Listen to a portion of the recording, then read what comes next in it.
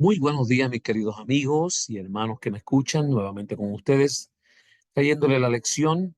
Y en este momento le traemos la lección del nuevo trimestre, un nuevo trimestre que lleva como título El Gran Conflicto. Así es que vamos a estar estudiando algo sumamente importante, el gran conflicto de este mundo.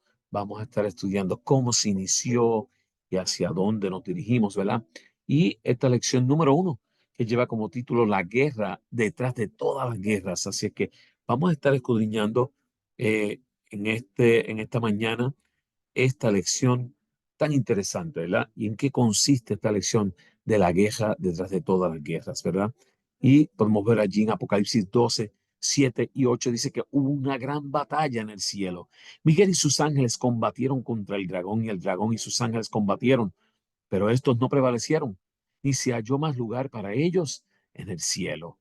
Así es que he allí el texto que hemos estado para comenzar este trimestre. Dice, si Dios es tan bueno, ¿por qué el mundo es tan malo? ¿Cómo puede un Dios de amor permitir que exista tanta maldad? ¿Y por qué le pasan cosas malas a la gente buena? Todas son preguntas que nos hacemos a diario, preguntas que nos hacemos cada momento cuando tenemos situaciones que atravesamos en nuestras vidas. Son diferentes preguntas que nos hacemos. Y en la lección de esta semana exploraremos el conflicto milenario entre el bien y el mal. Comenzando con la rebelión de Lucifer en el cielo, examinaremos el origen del mal y la paciencia de Dios para afrontar el problema del pecado. Y Dios es un Dios de amor increíble. Su naturaleza misma es amor en 1 de Juan 4, 7 y 8. Y todos sus actos son amorosos en Jeremías 31, 3. El amor nunca puede ser forzado, coaccionado ni legislado. Eso nos lo dice Elena G. de White, lo expresa muy bien al escribir: el amor se despierta únicamente por el amor, allí en el deseo de todas las gentes, página 22. Negar el poder de decisión es destruir la capacidad de amar, y destruir la capacidad de amar es erradicar la posibilidad de ser verdaderamente feliz. Dios se gana nuestra lealtad mediante su amor. Él está resolviendo el gran conflicto entre el bien y el mal de manera tal que el pecado nunca volverá a surgir en el universo. Y el propósito de Dios es demostrar que ante todo el universo, que siempre ha actuado teniendo en cuenta el bienestar de sus criaturas. Y la lección de esta semana se basa en el conflicto de los siglos, los capítulos 29 y 30. Así es que vamos a ver en qué consiste este amor de Dios. ¿Cómo es posible que se reveló este amor de Dios hacia nosotros? ¿Y por qué es que tenemos esta gran guerra que hemos estado teniendo por mucho tiempo y que no hemos podido llegar a estar en paz de una vez y para siempre? Así que vamos a escudriñar un poquito más estos diferentes elementos, ¿verdad? Y veamos qué más vamos a estar estudiando. Vivimos inmersos en un conflicto de dimensiones galácticas. Aunque no seamos conscientes o no creamos que esto sea posible, el conflicto es real. Mi querido, el conflicto es real. Hay una guerra increíble sucediendo ahí afuera, y dice que las fuerzas en conflicto son espirituales, invisibles para nosotros, allá en Efesios 6:12. Sin embargo, podemos sentir los efectos de la guerra cuando vemos desastres, inmoralidad, muerte. Estaba en juego el gobierno mismo de Dios, la lealtad de sus ángeles y mundos no caídos. Hoy está en juego la lealtad tuya y la mía. Y esta semana vamos a estar estudiando 5 puntos claves, como en todas las lecciones, y comenzaremos con el inicio del conflicto. La rebelión en el cielo, rebelión en la tierra, el amor contraataca y el conflicto actual hoy. Así que es lo que vamos a estar escudriñando, y vamos a ir entrando a esta lección para que podamos entender un poquito más acerca de qué nos quiere decir Dios acerca de este gran conflicto. Dice el inicio del conflicto. Perfecto eras en todos tus caminos desde el día que fuiste creado hasta que se halló en ti maldad. Ezequiel 28:15. El hecho de que en Edén existiese un ser que incitase a Eva a desconfiar de Dios implica que existía una rebelión contra Dios antes de que la humanidad existiese. En Génesis 3:1. Jesús llamó a este ser que siembra desconfianza entre Dios y sus criaturas un enemigo, al que identificó como el diablo allí en Mateo 13:39. La primera pregunta que deberíamos hacernos es: ¿creó Dios al diablo? Es decir, ¿creó Dios a un ser maligno? La Biblia nos dice que el diablo es un ángel llamado Lucifer, allí en Isaías 14:12. Y que este ángel fue creado perfecto y hermoso en Ezequiel 28:12. Dice, nos da una descripción increíble la palabra de Dios de quién era Lucifer. O sea, cuántos no quisieran no ser de esta forma, ¿verdad? Y allí también nos dice claramente que fue exaltado al puesto más alto al que un ángel podía aspirar, querubín protector en Ezequiel 28:13 al 14. Este ángel fue creado perfecto y hermoso, también nos dice en Ezequiel 28:12. Si Lucifer era perfecto, ¿cómo llegó a convertirse en el diablo? ¿Verdad? ¿Cómo es posible que se convirtió en el diablo? ¿Cómo comenzó el conflicto entre Dios y él? Dios le concedió, como a todos sus seres creados, libertad de elección e inexplicablemente Lucifer decidió rebelarse y aspiró a ocupar el trono de Dios en Ezequiel 28:15, Isaías 14:13 al 14. Y allí lo tiene, el inicio del conflicto. Una persona que tenía libertad de poder escoger, libre albedrío, y escogió ir en contra de su creador. Y ese que fue en contra del creador pasó a ser el diablo, el enemigo que siembra la discordia, ¿verdad? Y vamos a ver un poquito más acá lo que nos dice la palabra. Rebelión en el cielo. Y su cola arrastraba la tercera parte de las estrellas del cielo y las arrojó sobre la tierra en Apocalipsis 12:4.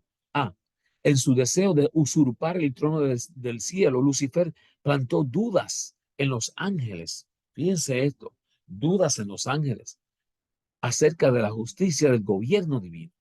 ¿No eran todos libres? ¿Por qué someterse a las leyes severas y tal vez injustas o caprichosas? Lucifer pasó a ser Satanás, el acusador, allí en Apocalipsis 12:10 y Job 1:6, 9 y 10. Rechazó todos los amorosos llamados de Dios para que cambiase su actitud. La rebelión se convirtió en conflicto abierto, una guerra donde cada ángel debía tomar su decisión, y una tercera parte de los ángeles siguieron a Satanás, mientras que el resto permaneció fiel a Dios en Apocalipsis 12:4. Hoy, mis queridos, la guerra continúa. Satanás sigue activo, intenta arrastrar a cada persona a rebelarse contra Dios. Sí, mi querido, a ti y a mí quiere que nos rebelemos, que vayamos en contra de los designios de Dios. Solo hay dos bandos, los que quieren obedecer la ley de Dios o los que la rechazan. Y la decisión, mis queridos, es nuestra. Nos lo dice allí en Deuteronomio 30:11, 16 y 19 y Josué 24:15. Así es que rebelión en el cielo ha sido trasladada aquí a la tierra y continuamos viviendo en medio de una gran guerra. Elena G. de White, en la historia de la redención, página 17, nos dice que el gran Dios podría haber expulsado inmediatamente del cielo a este archiengañador, pero ese no era su propósito. Daría a los rebeldes una justa oportunidad para que midieran sus fuerzas con su propio Hijo y sus ángeles leales. En esa batalla cada ángel elegiría su propio bando y lo pondría de manifiesto ante todos. Si Dios hubiera ejercido su poder para castigar a este jefe rebelde, los ángeles subversivos no se habrían puesto en evidencia. Por eso Dios siguió otro camino, pues quería manifestar definidamente, a toda la hueste celestial su justicia y su juicio. Y era la única forma para poder demostrar que él era justo. Tuvo que dejar que Satanás hiciera lo que hiciera. Podía haberlo destruido, pero decidió dar la oportunidad a todos que eligieran lo que ellos querían hacer. Miren, rebelión también aquí en la tierra, ¿verdad? Miren lo que nos dice Génesis 3:11. Dice, y Dios le dijo, ¿quién te enseñó que estaba desnudo? ¿Has comido del árbol de que yo te mandé no comieses? Dios creó a los ángeles en un entorno exento del pecado perfecto. Y de igual manera Dios creó a la humanidad en un entorno perfecto, libre de pecado. Allí en Génesis 1:31. Dice que al igual que sucedió con los ángeles, Dios nos creó también con la facultad de elegir libremente. Para que Adán y Eva pudiesen ejercer esa libertad, les dio una orden sencilla. Del árbol de la ciencia del bien y del mal no comerás. Génesis 2:17. Son órdenes sencillas, todas las que Dios ha dado, ¿verdad? nos da 10 mandamientos, nos dice que cumplamos con ellos y fallamos en algo y todo se convierte increíble. Y así mismo sucedió en aquel momento. Una sencilla orden dada. Ese era el único punto donde Satanás podía hacerles dudar. Taimадamente consiguió su propósito. Adán y Eva dudaron de Dios, le desobedecieron y se apartaron de la fuente de la vida. Génesis 3:6, 9, 13 y 19. Adán abrió la puerta para que el pecado entrase y así la muerte pasó a todos los hombres en Romanos 5:12. Desde entonces, vivimos en un mundo marcado por el dolor, la enfermedad y la muerte. Estamos pagando todos por el pecado de Adán. Y cada uno pagamos por nuestros propios pecados, por cuanto todos pecaron y están destituidos de la gloria de Dios. En Romanos 3:23. Todos nacimos en el pecado, estamos destituidos de la gloria de Dios. Es una rebelión aquí en la tierra y necesitamos buscar a aquel único que puede ayudarnos a ser liberados del pecado y de la maldad. El amor que contraataca, el amor que lo puede contra todo. Mire lo que dice acá. En esto consiste el amor. No en que nosotros hayamos amado a Dios, no, sino en que Él nos amó a nosotros y envió a su Hijo en propiciación por nuestro pecado. En 1 de Juan 4:10. Hermano, no es porque tú le ames a Dios que eres salvo. Él te ha amado a ti primero, aún antes de anunciar las consecuencias de desobediencia. Dice allá, Dios comunicó a Adán y a Eva. Existía un plan para su redención. En Génesis 3:15, la humanidad se había separado voluntariamente del Creador, pero lejos de abandonar a sus desgraciados hijos, Dios reveló su verdadero carácter amándolos más allá de lo inimaginable. Juan 3:16. Y la muerte no tenía por qué ser el destino eterno para el pecador. Jesús mostró su amor pagando con su vida el precio del pecado en Romanos 5:8. Y no hay nada en nosotros que nos salga dignos del amor de Dios. Sin embargo, con cada gota de sangre que Jesús derramó en el Calvario, Dios nos dice, te amo. Y recuerda que cada vez que tú fallas, Dios nos dice, te amo. Que aunque hayas pecado, Dios te dice, te amo y puedes venir ante Él porque Él virtió su sangre en la cruz del Calvario por ti y por mí. Por eso el amor contraatacó. El amor fue el que venció sobre todo aquello que quiso hacernos daño, ¿verdad? Mira lo que dice acá. En el amor contraataca, en esto consiste el amor. No en que nosotros hayamos amado a Dios, no, no, sino en que Él nos amó a nosotros y envió a su Hijo en propiciación por nosotros. Y allá nos relata cómo nos demostró su amor. ¿Cómo fue que Dios mostró su amor para con nosotros?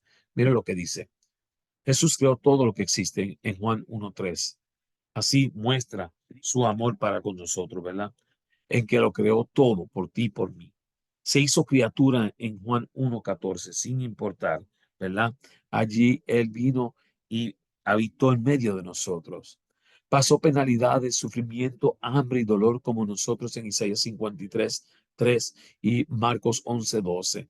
Fue tentado como nosotros en Hebreos 4:15 nos habla de su tentación, en la que sí, y dice que siendo justo padeció voluntariamente por nuestros pecados. Asimismo, padeció hasta muerte de cruz por tu culpa, por mi culpa, ¿verdad? Y al morir y resucitar nos aseguró una vida eterna en su compañía en Romanos 6:3-4. Y todo esto fue por amor, aquel amor que envió a su Hijo en propiciación por nuestros pecados, a que tomara el lugar de lo que yo había hecho, de lo que tú habías hecho.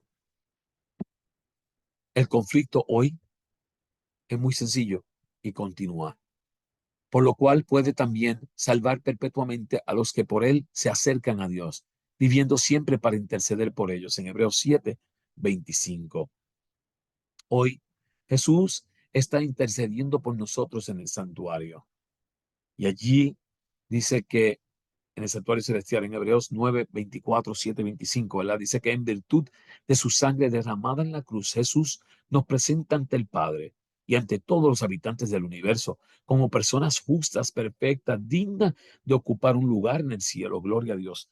Qué bonito es saber que nos presenta justo, nos presenta sin pecado, aunque somos lo peor de lo peor. Por eso se nos invita a acercarnos con confianza ante Dios a través de Jesús en Hebreos 4:15-16.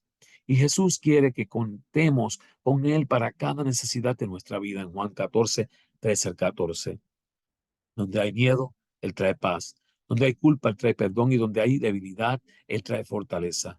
El mayor anhelo de Jesús es vivir con nosotros eternamente en Juan 17, 24. ¿Es ese también tu mayor anhelo? Te pregunto.